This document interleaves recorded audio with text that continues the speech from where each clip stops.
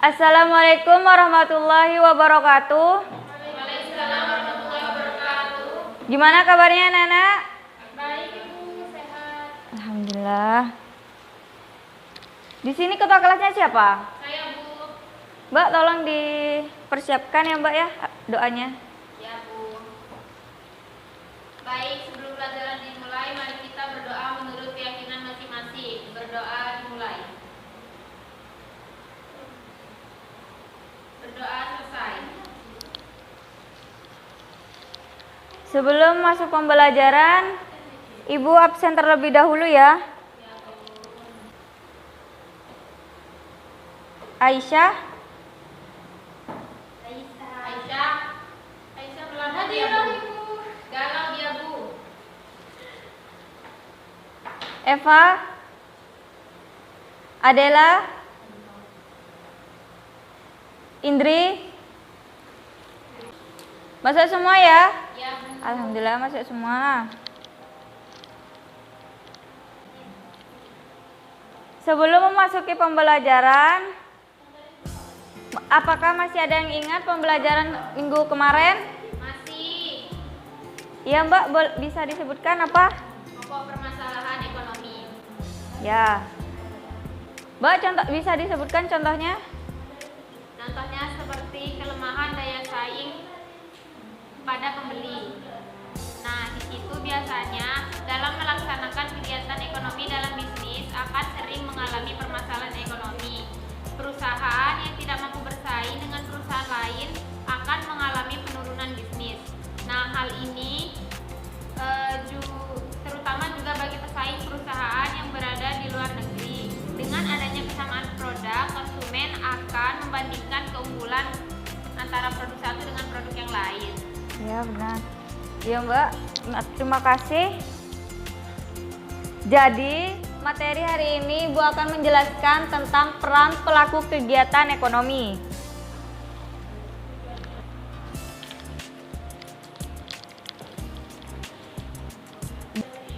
Tujuan kita belajar hari ini agar kita mengetahui apa itu kegiatan ekonomi, jenis-jenis distribusi, pelaku kegiatan ekonomi, dan seterusnya.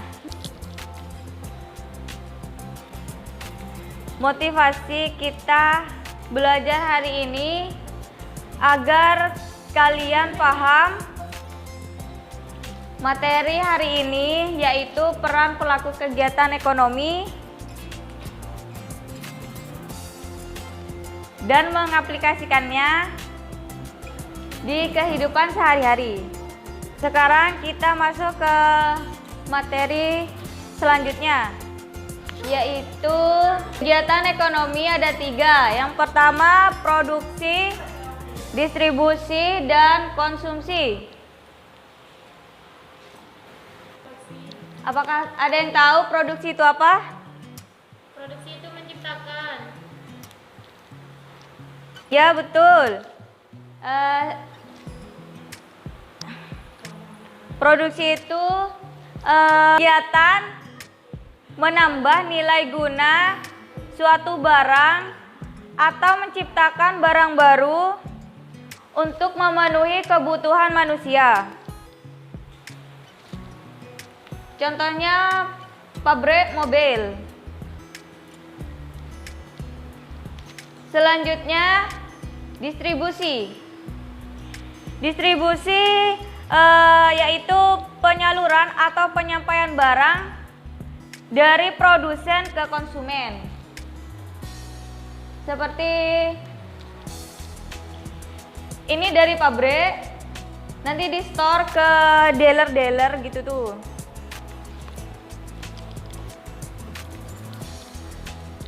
Selanjutnya konsumsi.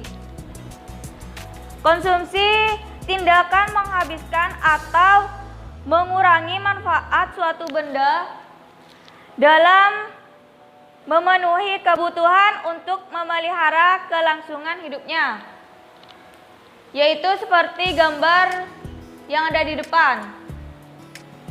Yang memproduksi mobil, yang distribusi memasarkan mobil ke dealer, dan konsumsi yaitu yang memiliki barang tersebut.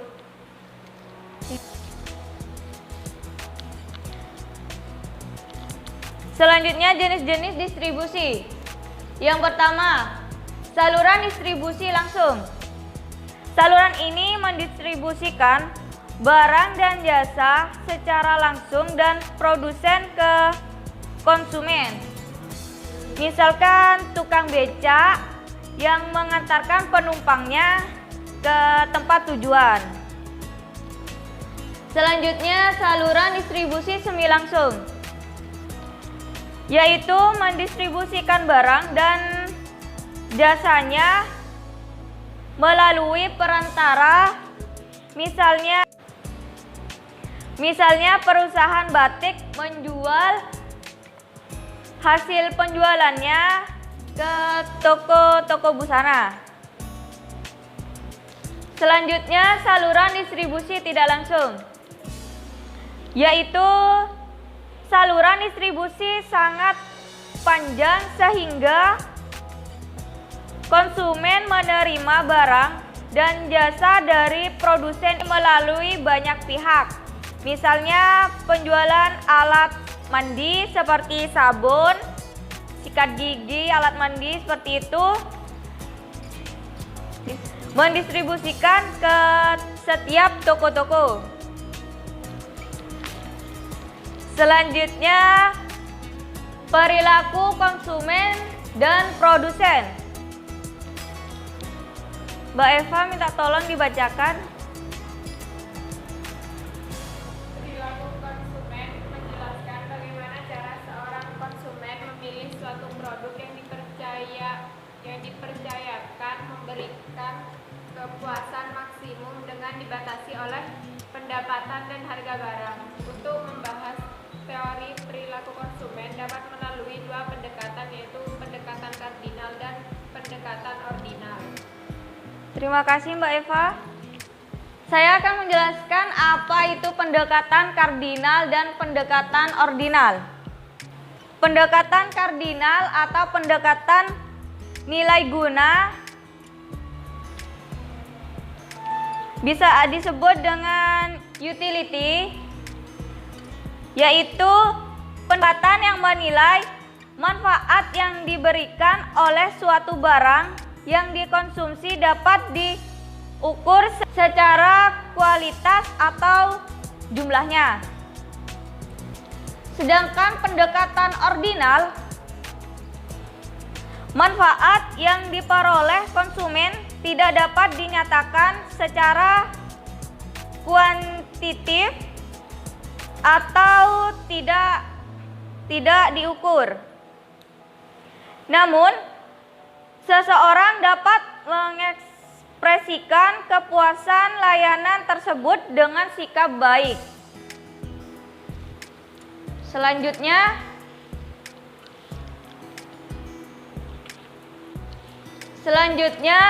teori perilaku produsen. Mbak Adela minta tolong dibacakan. Teori perilaku produsen menggambarkan perilaku produsen dalam memproduksi barang maupun jasa. Pembahasan mengenai hal-hal yang berkaitan dengan teori perilaku produsen. Yang pertama, klarifikasi faktor produksi. Yang kedua, fungsi produksi jangka pendek. Yang ketiga, fungsi produksi jangka panjang. Yang keempat, hukum produk marginal yang semakin berkurang. Terima kasih Mbak. Selanjutnya, pelaku kegiatan ekonomi. Peran pelaku ekonomi tersebut dapat disederhanakan menjadi 4. Yang pertama, rumah tangga konsumen. Yang kedua, rumah tangga produsen. Yang ketiga, rumah tangga pemerintah. Dan yang keempat, masyarakat luar negeri. Dari kalian, apakah ada yang tahu masyarakat luar negeri itu? Saya tahu. Ya, silakan, Mbak.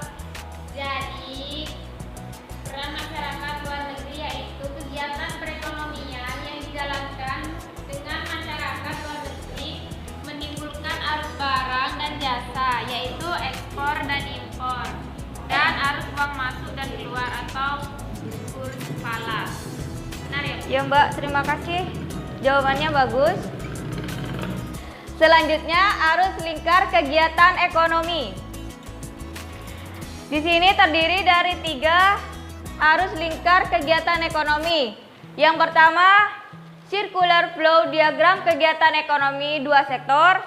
Yang kedua, circular flow diagram kegiatan ekonomi 3 sektor. Yang ketiga, circular flow diagram kegiatan ekonomi 4 sektor. Mungkin dari kalian ada yang tahu circular flow diagram kegiatan ekonomi 2 sektor? Saya tahu, Bu. Ya.